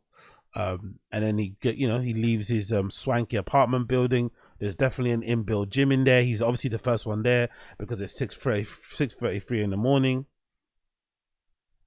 And you know what I'm really conscious about, because I like to run really hard, right? So that's why usually I save my hard runs for outside. But because I'm a big dude and I'm a heavy stepper, I'm very conscious about when I go to the gym and hit the treadmill, not to run super hard, because the pounding, innit, it can be a little bit unsettling. But he doesn't give a fuck. This guy's built like a brick shithouse. Allegedly, he was a former football player, and he's really pounding that fucking treadmill. He's giving it all he's got. He doesn't give a fuck, which is really admirable. Then 7:33, he heads out to the fucking swimming pool, and he jumps into the pool, which you're probably not allowed to do in those type of ones anyway, but he does it anyway because fuck it. Then he jumps in. I guess that might be the jacuzzi there. He's the first one there. He gets handed a towel. He jumps into the shower at 8:23. And basically, there's a lot of faffing around. This is a really interesting thing. The exfoliating using the banana peel. I've never seen that. Don't know if that's a thing. But he eats a banana, which, you know, being black and that big is funny. But then he uses the banana peel to kind of rub it all over his face. Not sure if that's an exfoliant, if that's meant to be a cleanser, if that's moisturizer. I don't know what the purpose of the banana peel is, but it's just a funny sort of thing. Then he dunks his face in more water. Then before he starts working, before he's about to work, before he's about to get on his laptop and start doing emails, he dunks his face in ice cold water again. Then he talks about we have to get 10,000 in the most zesty way possible. Then it kind of cuts to this woman who's faceless. All we see are their hands, basically. And a lot of people are saying it's funny that the women's hands are always like, they look Hispanic or white. They don't look black. I guess black women wouldn't want to do this sort of thing because this is maybe a bit demeaning. But the women look like they help, or maybe they're his wife. I don't know what's going on there, but these women just, they don't, you never see their faces. You might see their feet and their hands, but they appear to usually give him a bowl, his water. No, not water, sorry. They give him his bowl with water filled with ice. They don't give him his bottle of water. Usually it's a dude that gives it to him. And they also make him food or give him food. So that's the purpose that he's fit. And I get the feeling this is like the dream of fresh and fit dudes. The dream of fresh and fit dudes is to have a woman like this who isn't on social media, who doesn't show her face anywhere, but is a bad bee, and just cooks and cleans and makes you food. And it's just always there with a fucking wet mouth and spread open legs, ready for you to do what you want to do. I feel like this is a very fresh and fit version of women. It feels like to me. So she then makes the bacon with some eggs. She gives him an avocado and toast on the side. Nice healthy lunch, nice healthy breakfast. Serotonin water again. And then he covers, I think he's covering, is it covering it with honey? Where's that sauce he's putting on there? Is that honey? I think that's honey, innit? Ugh. On eggs. Maybe there's a thing there. Maybe it's an American thing. Not for me personally, but I find that fucking fascinating. And then, of course, there's a new video now. There's a new one. This is the ones I like the most, by the way. That one just focused on him running on the inside of his apartment block. But this is the one that made him famous, where he runs outside. He runs down the street next to a G-Wagon, sometimes next to a Rolls Royce. I don't know what the point of this is, but it's really funny because when he's running so hard, his AirPods fall out and he just keeps on running. So I don't know how many AirPods he has to buy. I don't know if he goes back and picks up the AirPods or if he's got unlimited in supply. Sometimes he dunks his head in the water and his AirPods fall in there. He doesn't give a single fuck. So maybe he must have an endless supply of AirPods back at home. I don't know. But this is even better than the first one because it's him really going for it when he's running.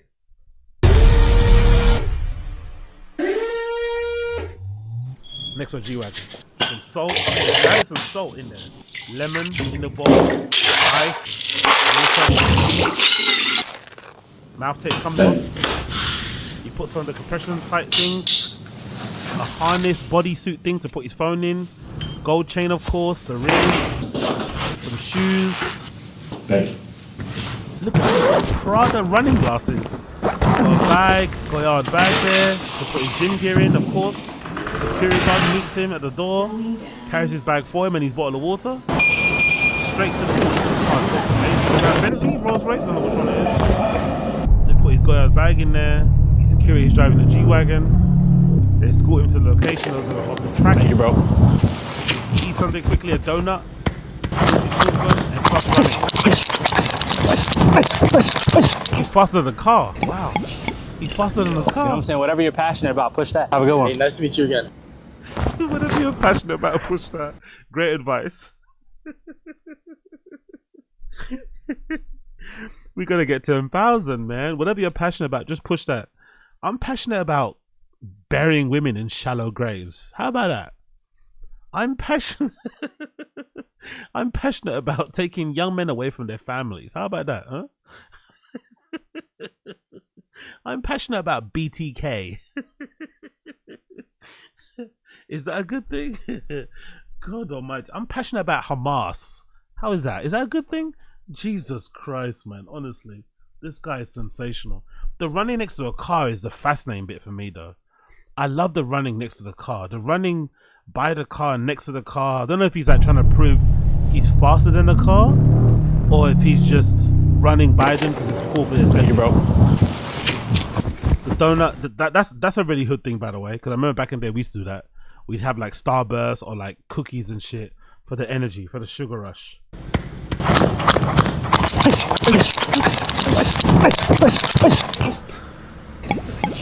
He's getting it in though. You know what I'm saying? Whatever you're passionate about, push that. Have a good one. Hey, nice to meet you.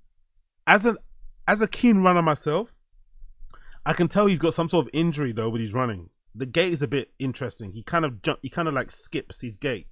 You know, I think there's something wrong with his right foot. Maybe his hip flexor on his right leg.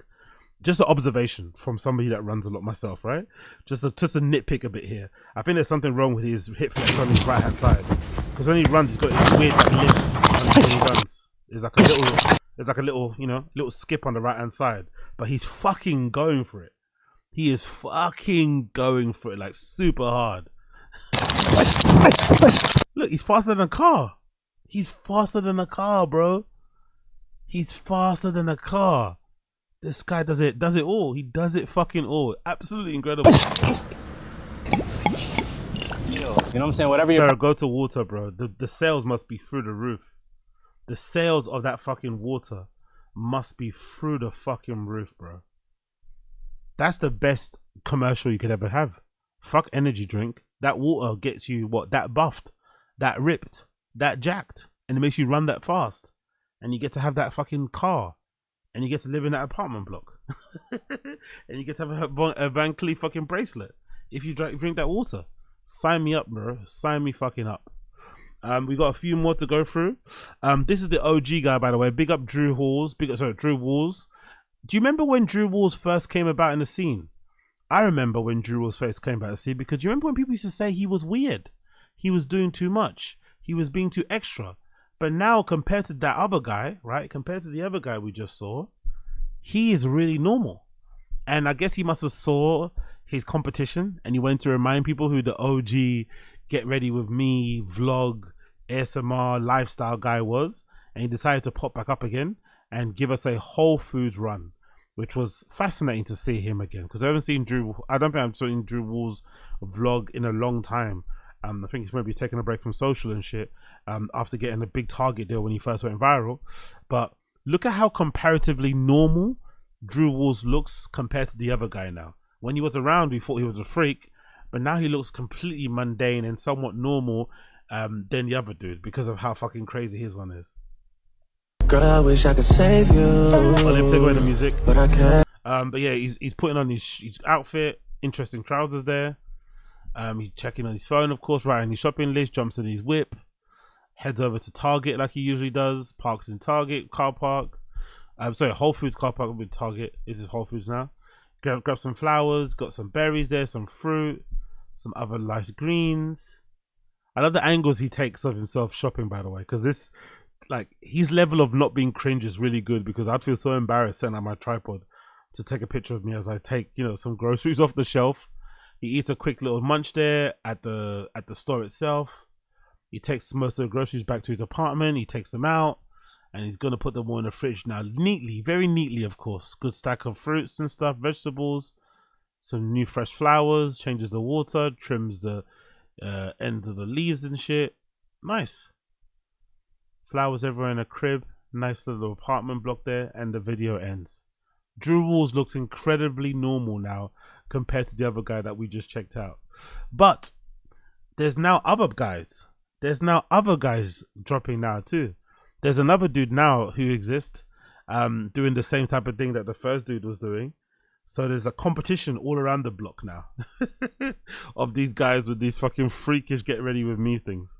It's another black dude, another harness thing with some woman that can't see their face, tying his shoes, security guard with a gun. He's running next to a car.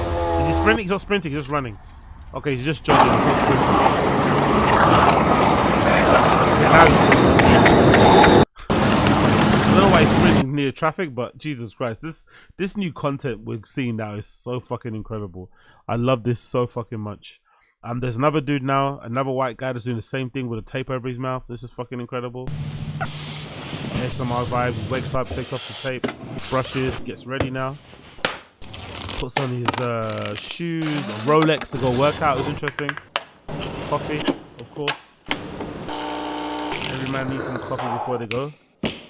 It's like his journal and a Bible, it looks like. Writes in the journal, blows out the candle. Electrolyte water. Red light therapy to meditation. Jumps in his Lamborghini Urus, of course. Heads to the gym. There we go. Topless, of course. Comes back. Gets in a cold plunge. Joe Rogan style.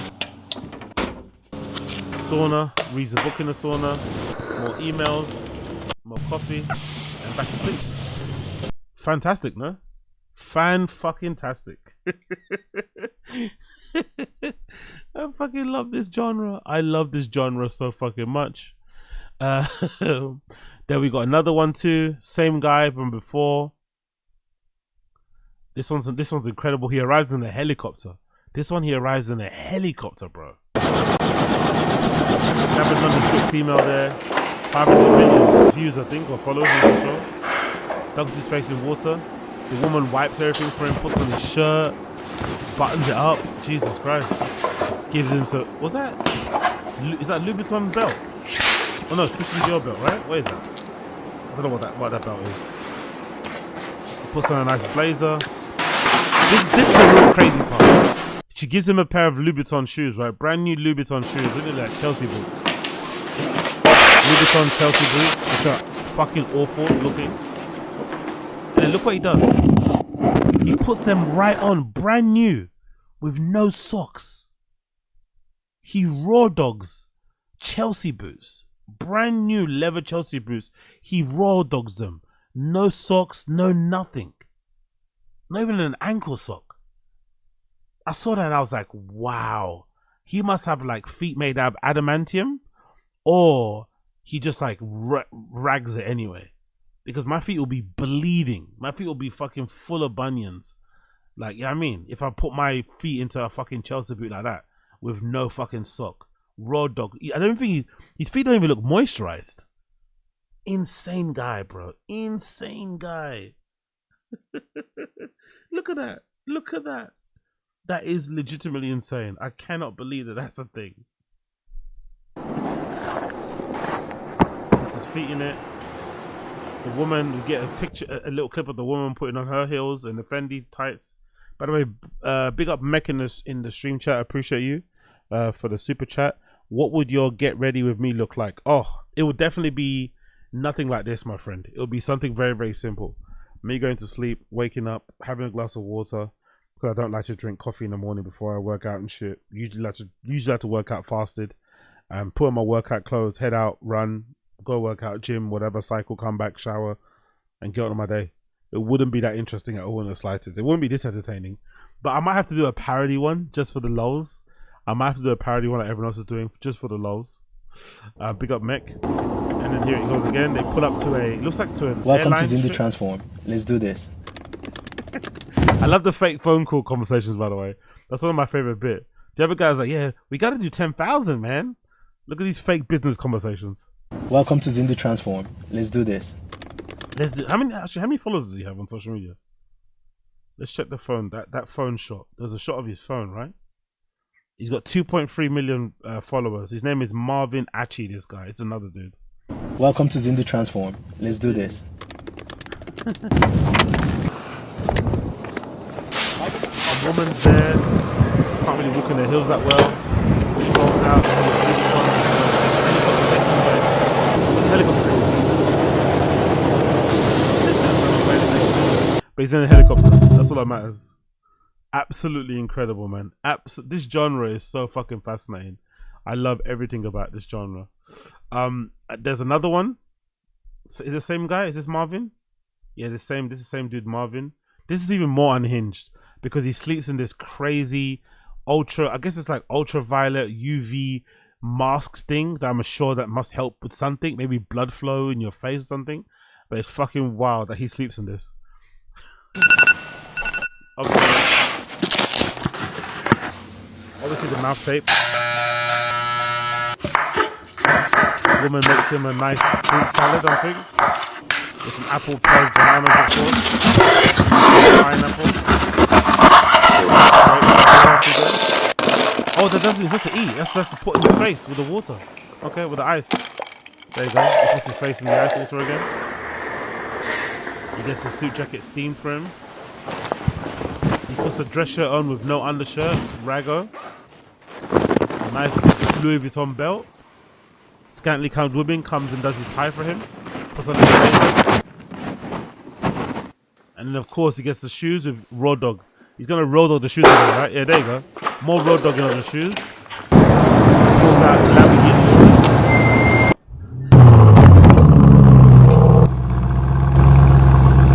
Now, where's he gonna go? He's gonna go run out. Dinner for one.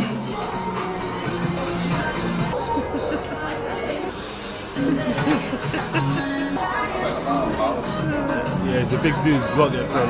Got me well fed. No dessert, of course. That last scene was the best. That last scene was the best. Dessert comes to the table and he's like, nah, no dessert, man. This body's too chiseled. You can't do desserts. Desserts are haram. Desserts are haram. You can't do desserts. What a fucking G. Honestly, I love this content so fucking much. Honestly, I love this content so fucking much. But yeah, and then there's another dude actually. This is a guy from, it looks like he might be in Asia or somewhere. This guy's a parody video, taking a piss out of this sort of stuff. He's sleeping next to these, I don't know if they're oil, what are they, gas canisters? Don't know what the fuck they are. But look at this one. This one's fucking wild. Take off music. Gets up in the showers with a bucket and shit, obviously, in the cup. This is some, you know, photo of country shit, which I fucking love because usually these type of showers are probably the best ones. Always fucking, and he uses those canisters as a way to kind of work out. Dumbbell, drop, deadlifts, rows, back squats. He does pull-ups in his crib somehow. Then he goes out and does more pull-ups outside. Uses a tire and flips that around. Does somersaults up and down. Push-ups everywhere. Honestly, this is so fucking good. This new genre of content is so fucking amusing. It's so fucking hilarious. Everyone trying to show like how much they work out, how early they get up, how much things they can fit into one day to kind of make you feel so inadequate about your day. You know, you say you don't have any time. Well, these guys are waking up at 3:40 in the morning to get it in, to get it fucking in. So if you can't make it work, you're just lazy. You're just fucking lazy. That's the truth about it. All right. Oh yeah, yeah. Oh yeah, yeah, yeah, yeah, yeah, yeah. Anyways, my friends, that has been it. That has been it. That has been the Action of Zinger Show episode number 890. Thanks so much for tuning in. Been a pleasure to have your company as per usual. If it's your first time tuning to the show, smash the like button down below, hit subscribe, all that good stuff. That'd be much appreciated. For those of you watching via the live stream, of course, like the stream, leave me a comment, all that regard. Timestamps and all that stuff will be added on later. For those of you listening to the podcast via the Apple Podcast, Spotify, wherever you listen to podcasts, you'll be hearing my tune of the day, courtesy of Japanese Breakfast. New album just dropped. My tune of the day is going to be Winter in LA, courtesy of Japanese Breakfast. Check it out if you haven't already. Great album, just released this past weekend. Big fan of Japanese Breakfast, and regardless, I think they do some really good stuff. So really check them out. Really good band. Really good. And yeah, man, I'll see the rest of you guys the rest of the week. Have a good start of the week. It's Monday. Get it going. You don't need to wake up at 3 o'clock in the morning, but get after it in whichever way that you can. And I'll see the rest of you guys later on as well today for a random show that'll be scheduled, I think, about 11:30 my time. So definitely check back to the channel to find that. And the rest of you, I'll see you again very, very soon. But for now, be safe, everybody. Thank you for tuning in, and I'll see you again soon. Peace.